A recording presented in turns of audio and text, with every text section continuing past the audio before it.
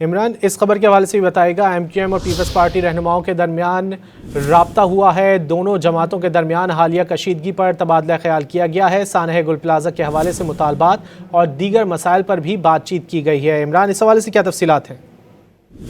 دیکھیے بالکل، سانحہ گل پلازہ کے اگر ہم بات کریں تو اس کے بعد ایم کیو ایم اور پاکستان پیپلز پارٹی میں کشیدگی نظر آ رہی تھی۔ دونوں جو سیاسی جماعتیں وہ آمنے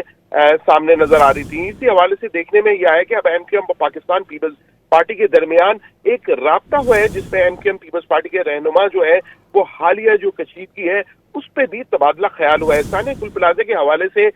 جو مطالبات ہیں ایم کیو ایم کے اور دیگر جو مسائل ہیں اس کے حوالے سے بھی بات چیت کی گئی ہے، جبکہ وزیر بلدیات سید ناصر حسین شاہ نے فون کیا تھا ڈاکٹر فاروق ستار کو اور ٹیلی فونک گفتگو بھی ہوئی ہے، جس میں یہ رابطے کی تصدیق بھی